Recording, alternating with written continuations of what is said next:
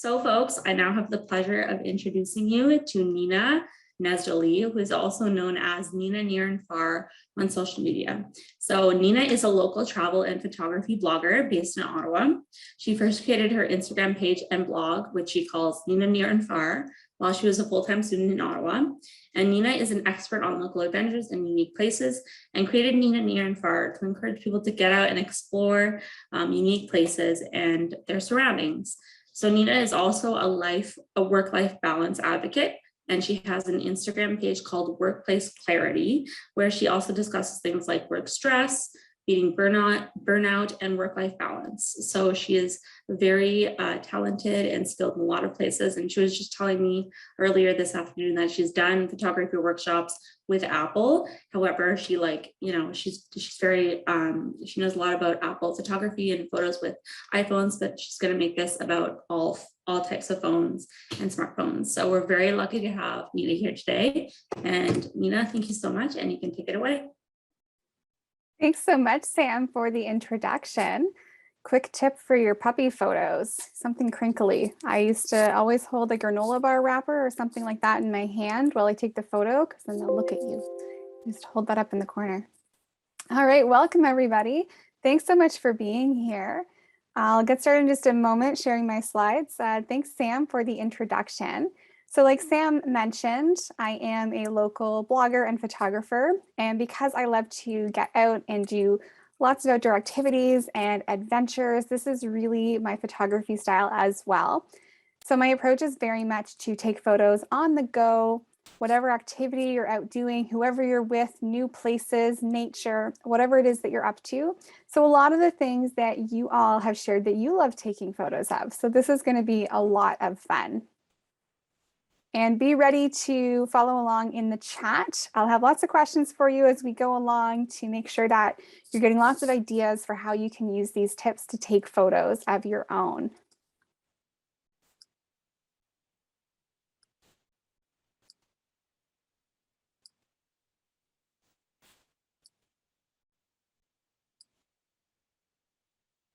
All right.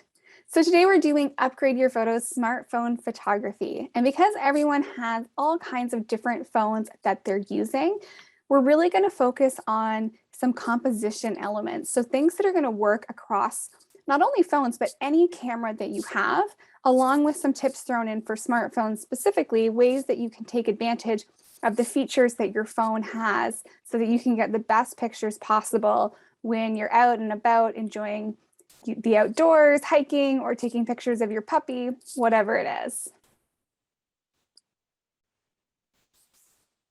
So I feel like we've already done the introduction here, but just to recap, my name is Nina, and I do a lot of outdoor travel, road trips, adventure. So my photography style is very much about capturing lots of places and new spaces that I'm visiting. Thanks, Emma. I love that dress too. It's my favorite dress, actually. And this is a photo that was taken on my phone, as is nearly every single photo that you're going to see in this slide deck today. There's only a couple exceptions, and I only put them in there because I thought they were the best to teach you some composition tricks. But at this point, we can do so much with our smartphones that I don't even take my camera anymore. This photo was taken on a road trip through Quebec. And I brought my camera. I think I only took it out once the whole time. Every other photo from my trip, I was able to get on my phone. So just to show you a little bit of the magic, here are some photos. Nearly everything that you see here was taken on my phone. I think the only exception is the photo of Chateau Laurier. Everything else is an iPhone photo. So there's a lot you can do with your phone when you're out and about, and it's great because you've got your phone with you all the time now anyways, right? We don't leave home without our phones. So it's so important to know how to use it so that we can capture these moments and these adventures that we go on, and especially the unexpected fun things that might happen that we really want to get a picture of and be able to remember. So I'm going to go through a few different things with you today. First, I'm going to give you some quick tips to get set up before you even press the shutter. And then we're going to talk about composition. Composition, more so even than your camera settings, the phone you have, the resolution, any of that. Composition, knowing how to set up a photo, that's what really makes good photography. You can have the newest phone, all the fun lenses and features, or even the snazziest camera. But if you don't know how to compose a photo, it's not going to turn out very well. Then we'll go through a few tips for smartphone photos in general, some tips to get you thinking about the features that you might have on your phone. And then I'm going to give you some tips for getting pictures of yourself. I know that some of us are super camera shy and it can feel so awkward at first being in front of the camera. But especially when we're out and about, we're doing things, we're capturing memories with our grandchildren or of the time we spend in nature. It can be really fun to be in our own pictures. So I'll give you some tips for that as well. I grew up with 2 photographers for parents, so I began to receive my photo training from a very young age. I remember being on the playground, I'd be doing something and I'd get little feedback from my mom because she was snapping pictures. So let's get started with the setup.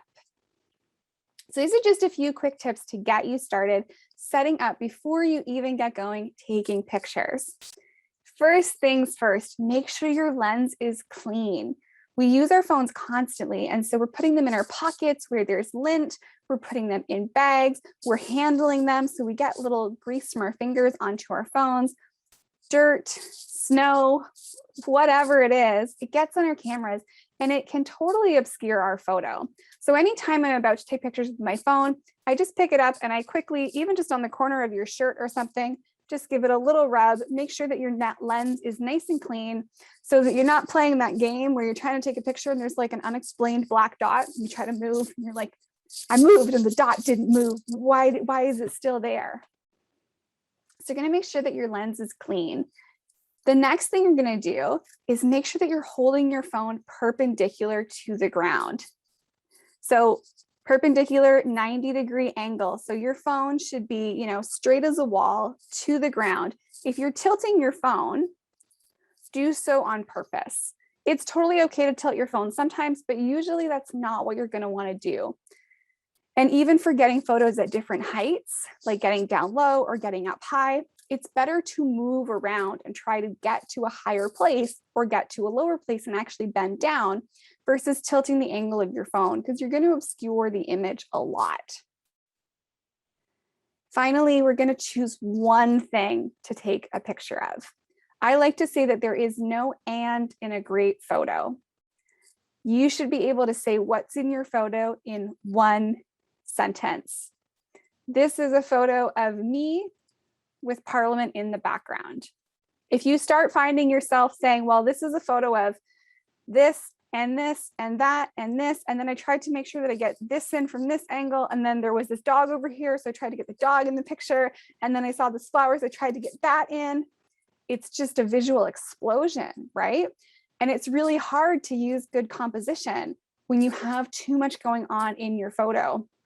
I see this a lot, especially when it comes to things like travel and adventure photography, because we want to make sure that we get everything in that we're seeing because there's so much cool stuff around us. But you're going to come back with better photos if you pick just one thing that's going to be in your picture that is really the focal point that you're picking. And then you're going to shape your composition around that. So before I get into the composition, is there any questions about these setup tips specifically? If you have more general photography questions, I'll try to leave some time at the end for those.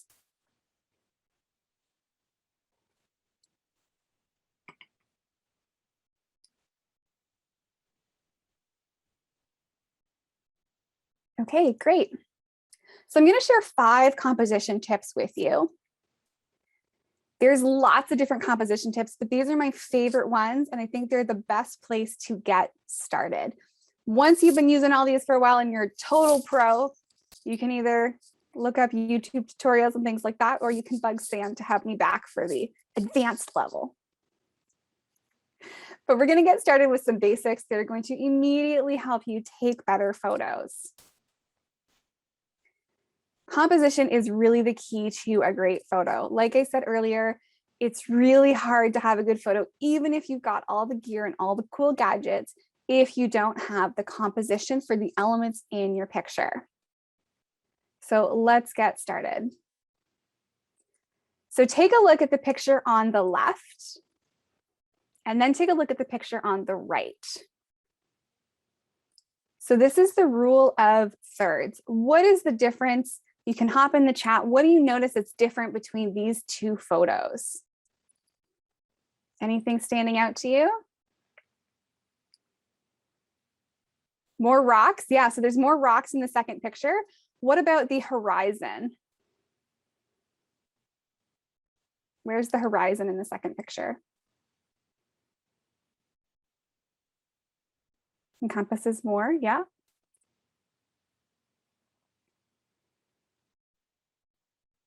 So a rule of thumb to get started with, and it's a rule of thumb, you don't always have to adhere to this, but one of the most fundamental composition rules that we can use is called the rule of thirds. So you can imagine dividing your camera into a 3x3 grid, but here's an advantage of smartphone photography. You don't have to imagine it at all. We're going to talk about how to set it up on your camera so it's already there for you. You might already have this enabled, but not know how to use it. So this 3x3 grid helps us line up the elements in our photo in a way that is really aesthetically pleasing. Let's take a look. So we're going to use this grid to line up any strong verticals, strong horizons, and also to draw attention to the important focal points of our photos. So on an iPhone, this can be set up from your settings. If you go to the settings application and to camera, you can enable the grid. On a Samsung, you're going directly from the camera app up to the settings icon in the corner, and then you're going to turn on the grid. I have this grid on at all times. Even if you decide that you're going to do something that's not the rule of thirds, it's really useful because it helps you make sure that your photos are balanced and that you have the distribution that you want. If you are following the rule of thirds, here's how you're going to use it. So you saw in the last picture, you could see more rocks and you could see more of the horizon was a little bit higher up. This is why. So now what I've done from the first picture to the second picture that's different is I've aligned the horizon across the top grid line. And I've set up the rocks so that where rock turns to water is along the lower grid line. The boardwalk here is pretty much coming up across what would be the left grid line. Let's take a look at some photos that have these on them already. So in the photo of the lighthouse, you can see that once again, the horizon is on a grid line, in this case, the bottom. So I've lined up the plants, the sky to plant transition, so it's along the bottom line. And the lighthouse, which makes a really strong vertical, is along the right line. The lighthouse is also my focal point. Specifically, the top of the lighthouse, that nice bright red and that Canada leaf, this is the point that I really want people to look at in the photo. So I've got that set up at an intersection. So we use the grid lines such that really strong horizontals and strong verticals get lined up on a grid line. And anything that you want to be the focal point, that is the focus of your picture, you're going to put at the intersection. This is the magic of a good selfie too. If you're taking a picture of yourself or if you're taking a portrait of someone else, align one of the person's eyes or your own eye so that it's really close to this intersection point on the grid. This grid is really aesthetically pleasing. Our eye really likes this. So it's going to help direct attention right in there. So I think it was Deb who mentioned she loves taking pictures of her grandkids. This is something you could use to get really great pictures of your grandkids. And the nice thing about this too is even if you don't get it exactly right at the time, you can edit a little bit afterwards by cropping your photo. So if it's kind of, the picture's kind of off to the side, you might want to crop the photo in to get these grids to line up a little bit more. Any questions about using the rule of thirds? Do any ideas come to mind? Any ways that you're going to use this?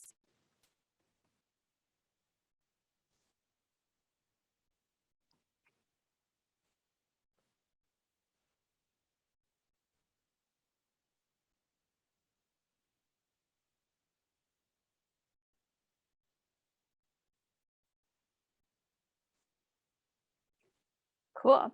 So like I said, this is really like one of our basic starting points with composition. The rule of thirds is probably one of the, like if you talk to a professional photographer and you're like, what are the composition tricks? They're going to be like rule of thirds. This is where you start. So this is something to use all the time, and leave that grid on at all times so you can practice just going out and about too. You could be taking a photo of your homework and you can use the rule of thirds to have the pens artistically off in the corner. Emma's saying this is so useful for trips when we can do that again. Yes, I'm looking forward to it. That Quebec road trip that I mentioned that I went on this summer was in place of a big Europe trip my partner and I thought we were going to go on. Instead, we just saw more of Canada, which was great. It was lovely. It was absolutely beautiful. I have a lot of photos from that trip in here because I only took my phone for the most part. All right. Oh, I'm sorry. The text is overlapped on this slide, but that's okay. So the next tip for composition is to frame the photo. So what is the big difference between the first photo and the second photo? What do you notice? Go ahead and hop in the chat here.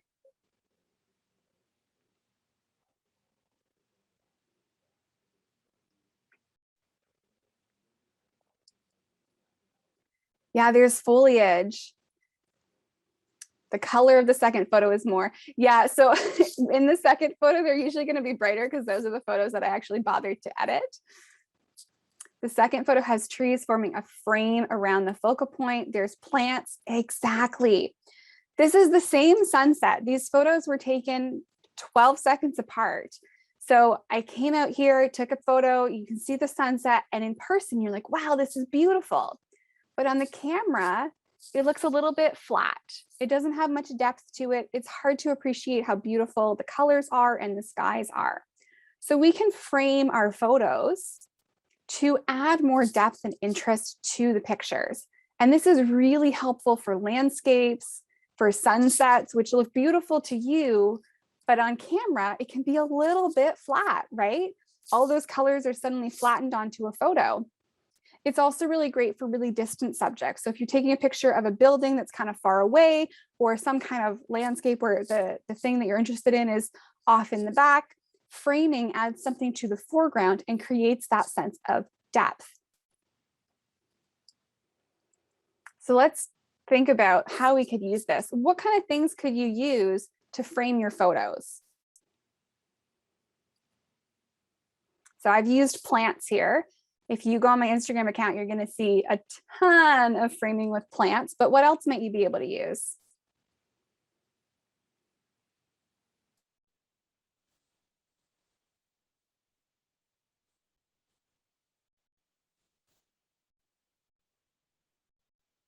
Other buildings and structures? Absolutely.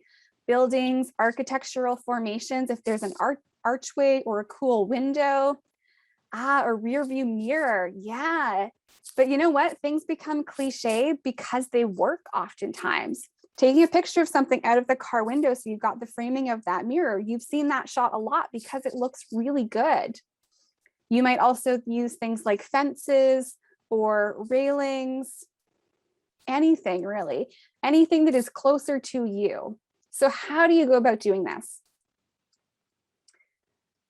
Go for a walk. First and foremost, what most people do and what you're not going to do after today is most people go up to the thing that they find beautiful, they're interested in taking a picture of, and they get as close as they possibly can. And they get everything out of the way to take their picture. You often get a better picture from taking a few steps back and taking a little walk around and looking for ways to create a frame around your photo.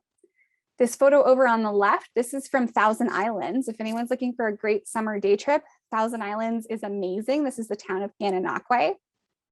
There was a beautiful sunset. The harbor looked amazing. And I saw these kids on the bench. And I could have taken a photo of the kids on the bench with the harbor in the background. But I looked around and I noticed there's some plants and some foliage behind me. So I went around to the other side of this little garden to take this picture. So now I get this extra depth that really augments the picture. If you don't have a frame, you can also create one. I pick up plants and branches and stuff all the time. This picture in the top right, I took it in Wakefield. These yellow leaves down in the bottom here, those weren't there. That's a fallen branch that I picked up and brought over to take my photo. I probably made my boyfriend hold it as my assistant so that I had this framing that would come into place. And fallen leaves are a great way to do this. Also, we're not going to break things, of course, but don't be afraid to touch things a little bit. If there's a tree and the branches are almost the right framing, you're not going to damage the tree by holding the leaves for a moment to get your picture. It's okay to move stuff around sometimes as long as we're not breaking anything and we're being respectful of the space. You can also bring things. If you know that you're going somewhere that's not going to have a lot going on, this is Canada. We got tons of leaves out on the ground right now. Get some leaves and take them with you. I live by the Rideau Canal. I have picked up leaves and taken them to places downtown so that I could get more interesting photos using framing. This can also make our landscapes look really cool. This photo's from my Quebec road trip. So there's this beautiful little town. And rather than just taking a plain shot of the town, I made sure to use the foliage for framing. And you can see this is actually lining up with the rule of thirds as well. So if you look here, the foliage is coming up on the vertical grid line, and then it's crossing the bottom grid line, and the horizon is on the top grid line. All right, any questions about framing? What can you think of that you might be able to use to frame your pictures? Anything else come to mind? We said buildings, structures, rear view mirrors. Any questions or other ideas?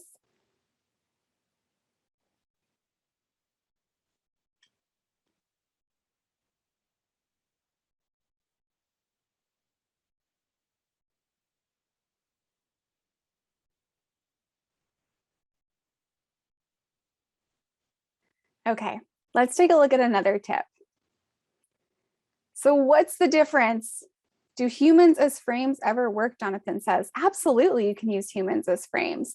You might want to get behind someone so that you've got maybe kind of their hair showing, and that can be part of your framing, or if you position them on the side of that grid line. So let's look back here. So here I've got the foliage on the grid line, but if I had a person standing here kind of off to the side, I could use that as framing too. You can also get people to create framing. You see people do things like hold up their hands like a heart, or do a little peace sign or something like that with their arm up, and you can shoot your photo through that. You could definitely use people for framing. Okay, let's talk about another way to use people.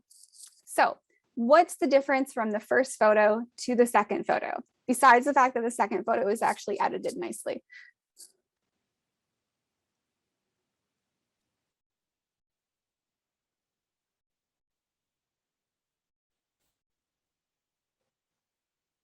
The boat, there's something to focus on in the second photo. People and activity happening in the second. Now, what about the scale of the hills in the background? If you look at the first photo, can you tell how big the water is or how big the hills are?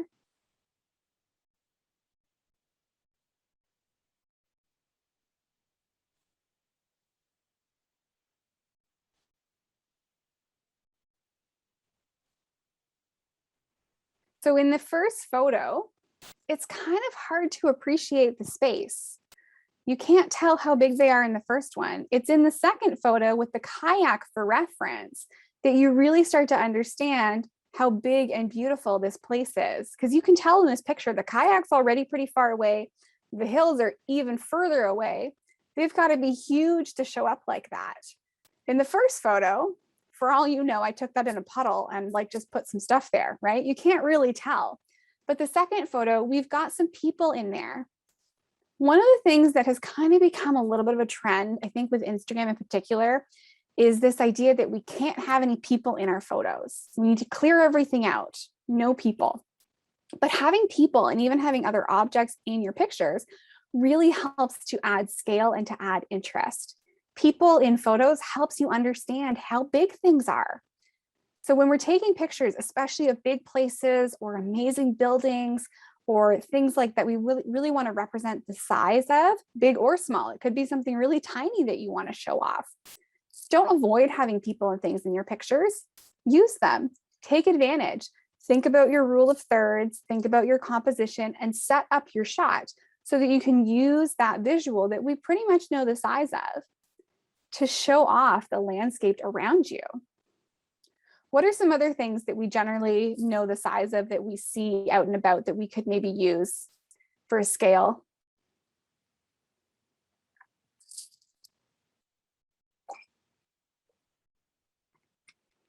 Buildings. So buildings, it kind of depends on the building. You can tell with something like a house, but if you're using things like downtown city buildings, sometimes we know the size and sometimes we don't.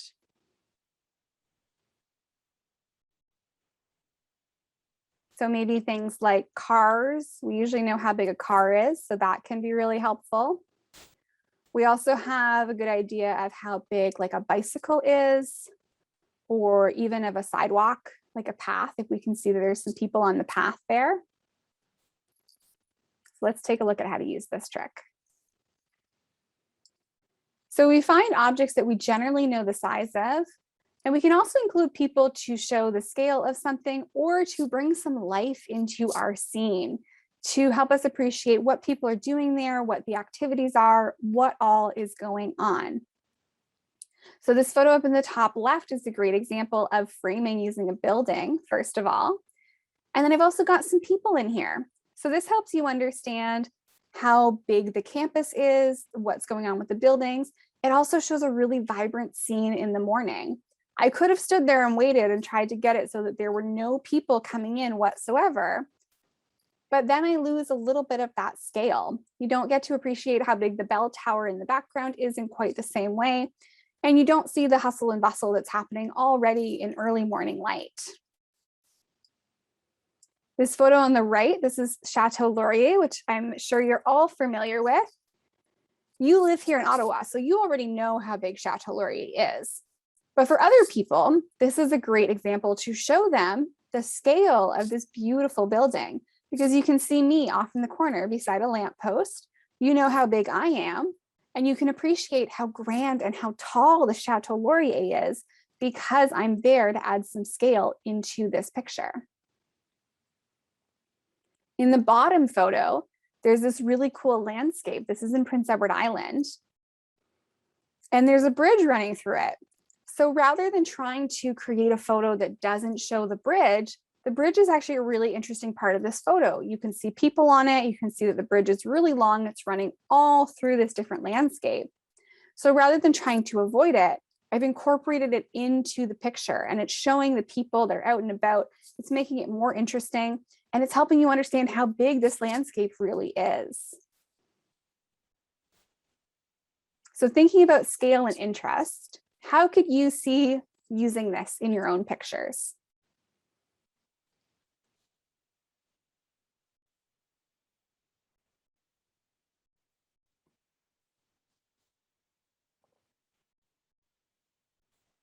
Some of you mentioned that you like to take pictures of nature. Do you tend to take pictures of things like smaller plants? Do you like long, big open spaces? Some of you like to take pictures of activities. If you're ever hiking or kayaking, things like this can be really helpful.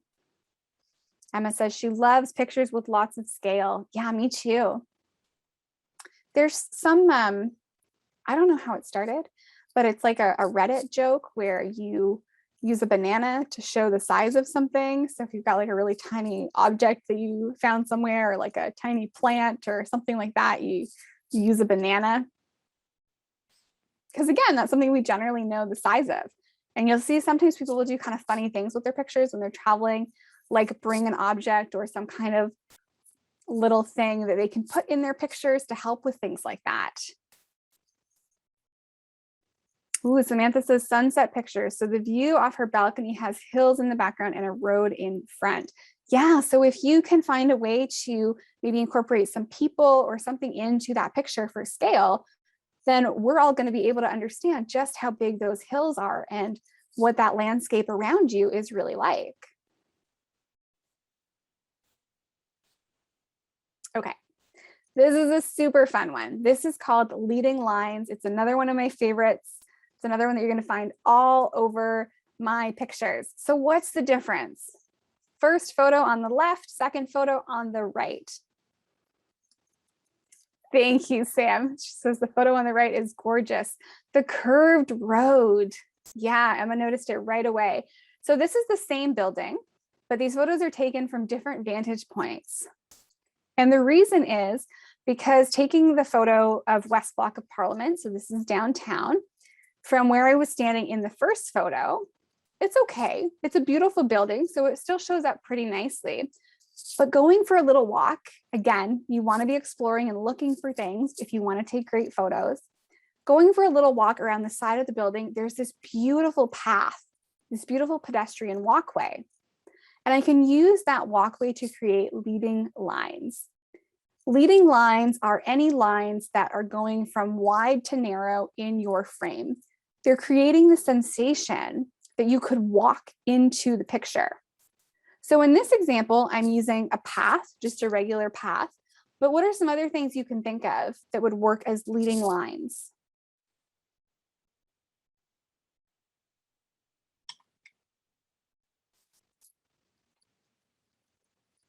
A road? Yeah, absolutely. Water. Yeah, you could use water. It depends on the body of water. So if it's a river or a stream, then that might work.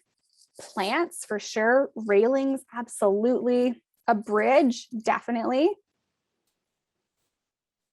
Safety first, but another popular one is railroads. Just don't actually stand on the train track, stand near the train track so you can all go to class the next day. Any other ideas? So lots of good ones for leading lines. So let's take a look at how to do this. So leading lines, this is anything that makes it feel like you could just walk right into that photo.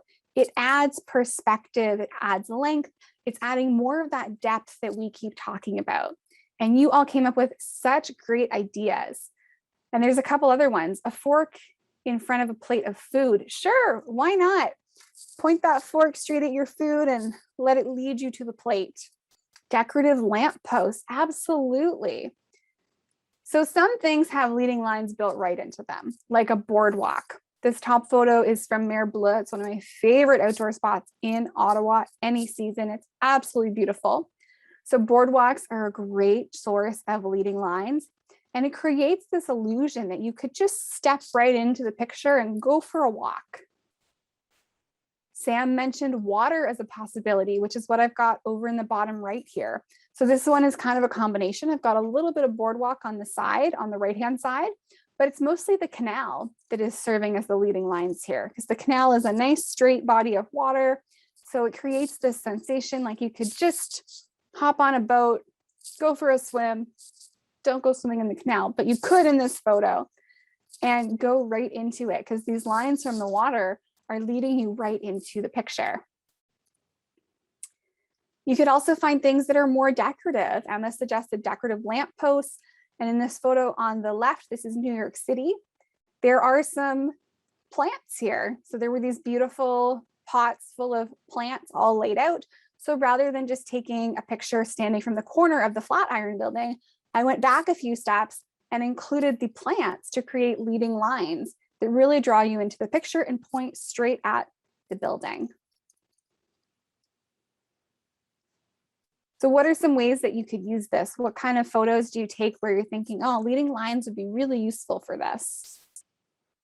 Also, this is like one of those things where now that you've seen it, you won't be able to unsee it. You'll be going for a walk, minding your business, listening to your music, and you'll be like, leading lines. Hiking, absolutely. So you might have arrived at a really cool place on your hike or a lookout, and now you know to not only take a picture of the view that you see, but to also go back a little to frame your photo and maybe to see if you can incorporate some leading lines. If you're at a really cool spot or a lookout that has a path or a boardwalk leading up to it, you could incorporate that into your picture.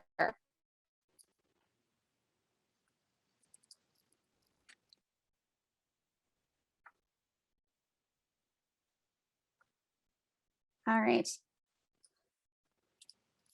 So I believe this is our last one.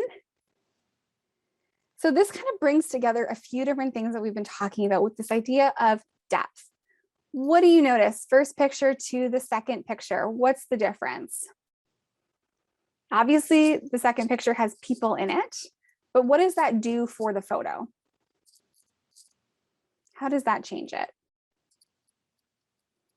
Looks cozy. Ceiling is lighter. Yeah, it got a little bit brighter. And that's because there was something I could focus on in the picture. Now, what about the hills? So in the first picture, we've got the hills through the window. Second picture, they're still there.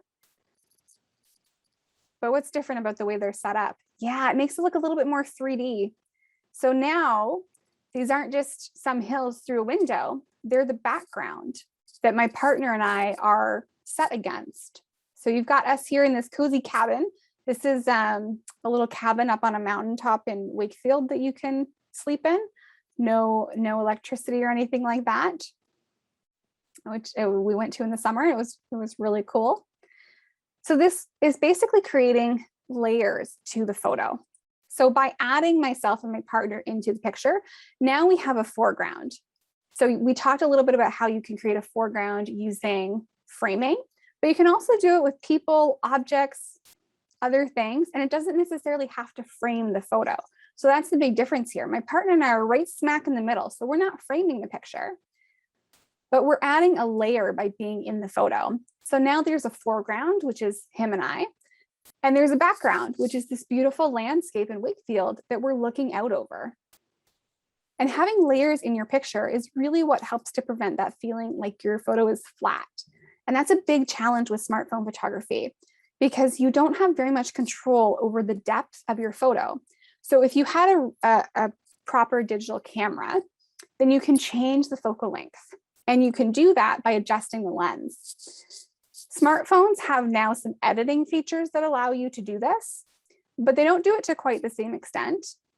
So it's even more important with smartphone photography than it is with a camera to make sure that you are layering your photo. Even with a real camera though, layers are going to immediately make it a better picture. So let's talk about how we can add layers.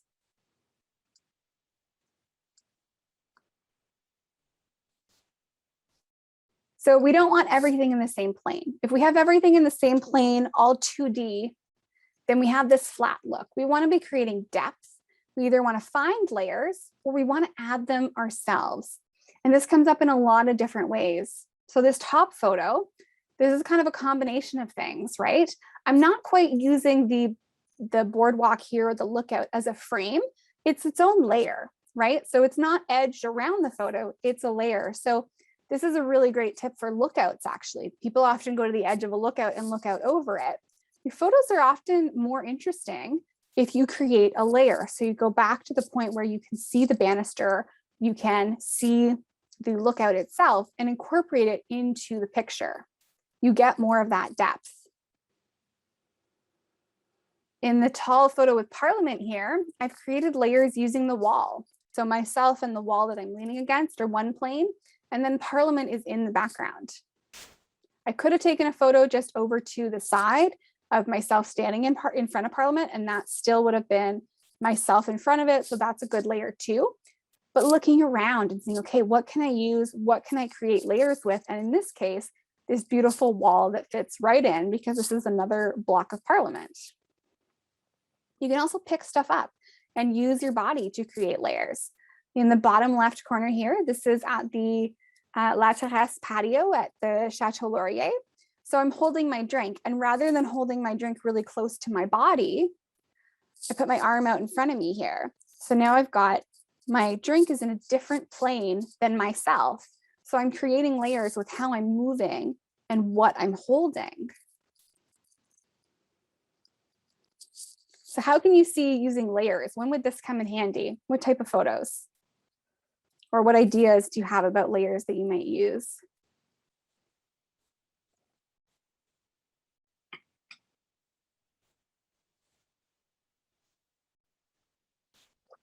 Food pictures, yeah. There's a reason that these pictures where someone holds a food in their hand and holds it up, takes a picture of it, why these are so common, right? It's layers, architecture for sure. You might have that one building that you're interested in. Look around. What can you find that's going to add a layer so that that building really pops in the background?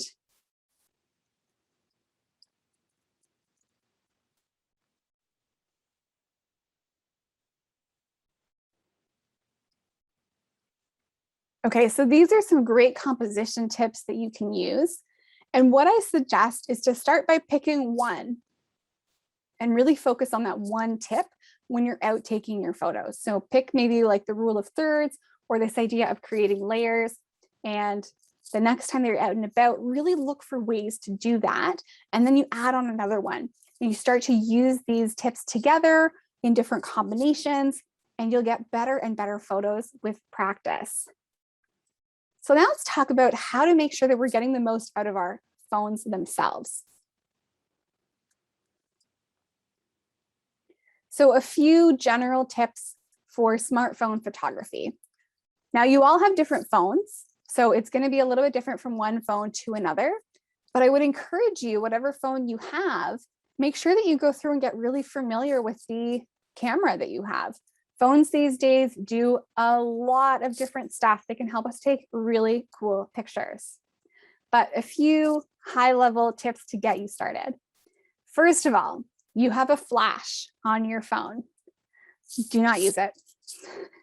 The flash on your phone is just your flashlight turning on for a second.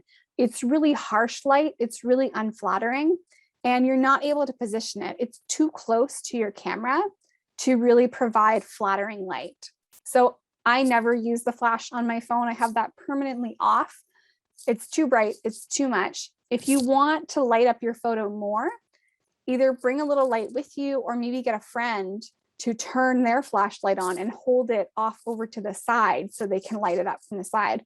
But with that light coming from right beside your camera lens, it's going to be too much.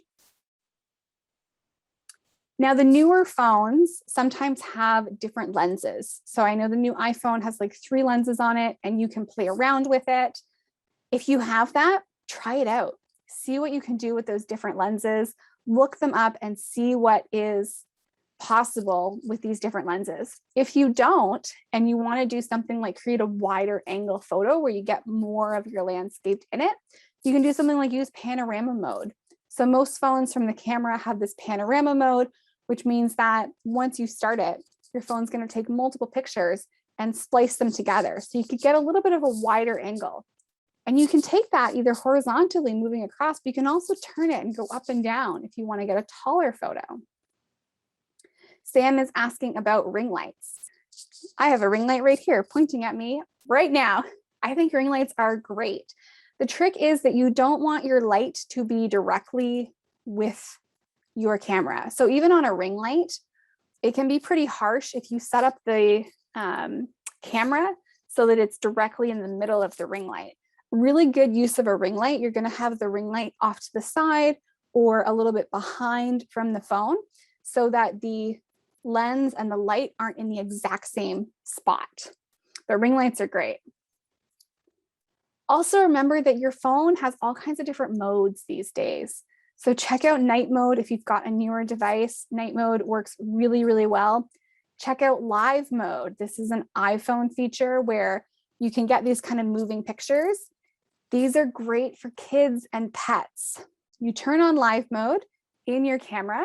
That way, when you go into your photo library afterwards, you can select which frame you want. So a live photo captures multiple frames of the same picture. And then you can choose which one. So if your dog was moving a lot, or if your kids are moving around and you're like, they blinked or they ran off and they did something, it's okay. Because live mode actually is going to capture frames from a couple seconds before and a couple seconds after the one that it first shows you. So you've got a little bit of room to play with this. Most phones also, I didn't list it here, but most phones also have burst mode. So you can just hold down and you can take more photos when things are moving around. Emma says she loves live mode. It's so fun, especially looking back later. Yeah, live mode's really cool because sometimes you take a picture and you look at it first and you're like, that's okay. And then you go in and you can choose your frame and you find this gem where you're like, wow, my puppy is smiling, the sun is shining. I didn't even know that was there. So for subjects that move around a lot, live mode is great. It's also good if you're trying to move around. So if you want to get a picture of yourself running, jumping, or doing something more active, have your friend take that photo, try it with live mode on, so that you don't end up with, you know, when you're running and like you think you look like you're running through the airport like a rom-com, but really what ends up on camera is like this moment of like, and it's no good. But then if you've got live mode on, you can snag the moment where you chariots of fire and you're coming through and you look all fabulous. I also recommend with smartphone photography is to edit after. And there's a reason for this. So you can change the exposure, the light in your photo from your camera app. But the thing about phones is it's not actually changing the light. It's just a setting that it is adjusting. So you're not actually changing the amount of light in the picture the same way that you would be if you were using a real camera, because on the phones, the shutter doesn't change, the lens doesn't change. It's just a technological adjustment. So just take your picture the way that it is and then edit afterwards. Adjusting the light is going to make it a little bit harder to see. It's not going to be as close to what's really around you. And you can get the same effect by just using it later. Emma says she loves using Lightroom. Yeah, I almost had I had visions of having like a whole little Lightroom editing thing in here, but it was going to be way too much. I love the Lightroom app to edit photos. Lastly, accessorize. We think about tripods and things like that for big cameras, but there's also tripods, lenses, all kinds of accessory these days for our smartphones. My favorite, if anybody needs to throw something on their Christmas list, is the Joby Grip Tight Telepod Pro. You can get those at the Apple Store. And I take it everywhere. It's so small that I can actually, if I take it apart into two pieces, I can actually put it into my pocket for when I go biking.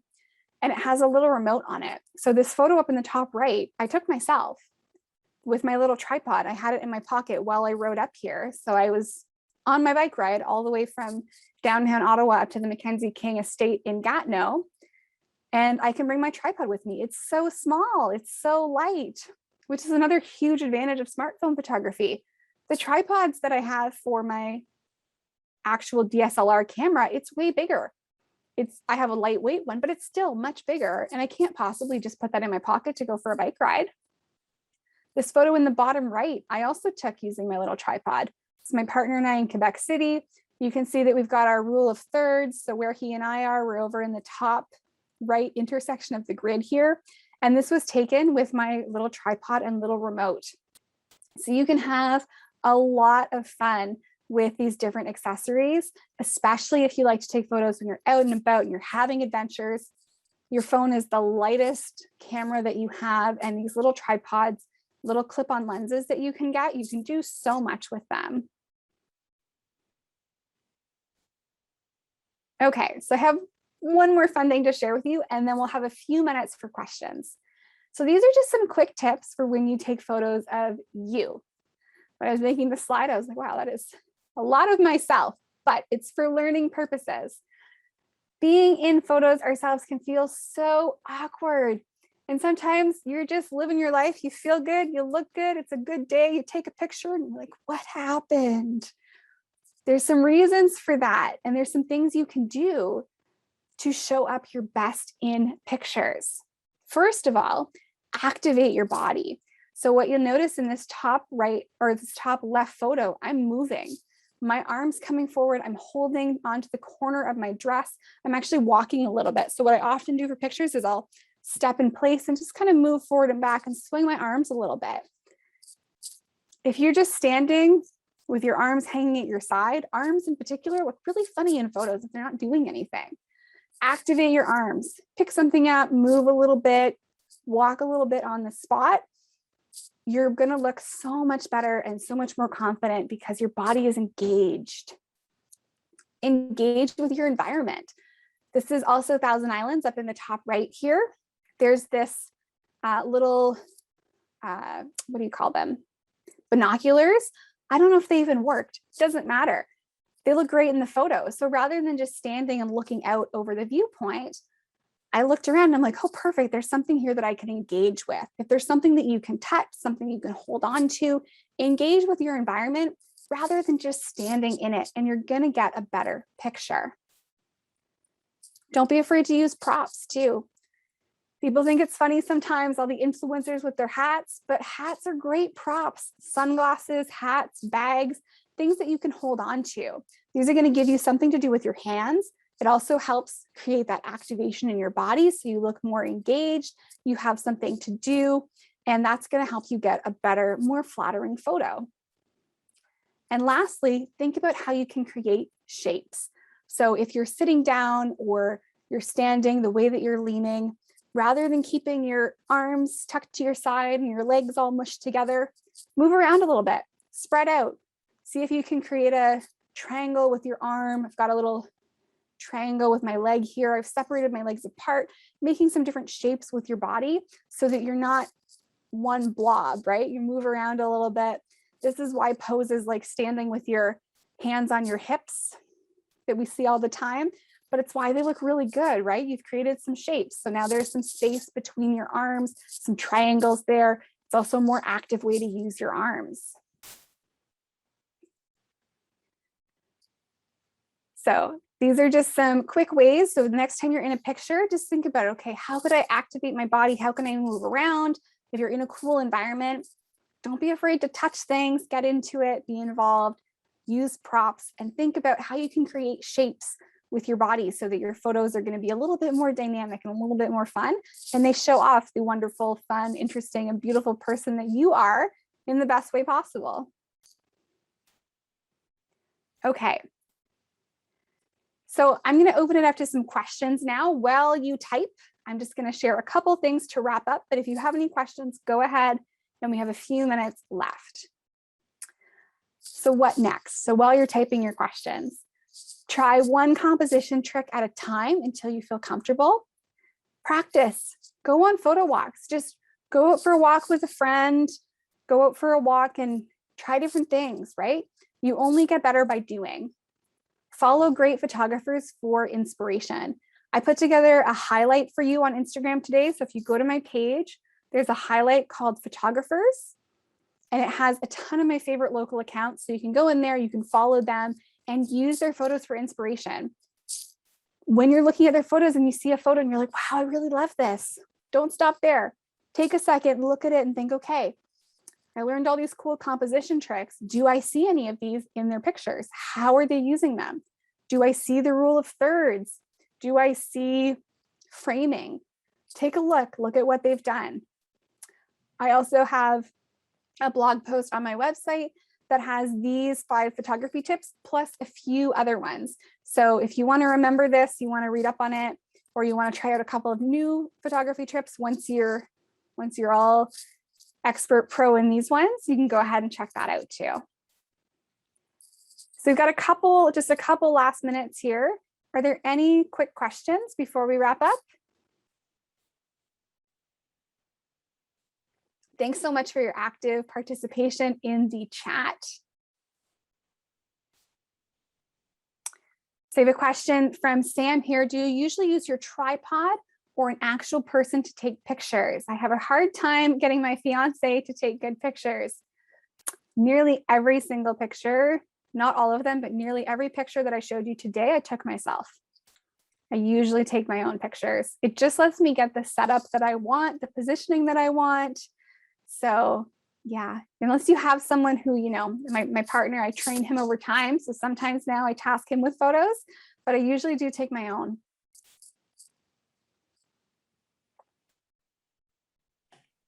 Okay, so Nina, we had a question from Emma. So Emma asked, what are your top editing tips?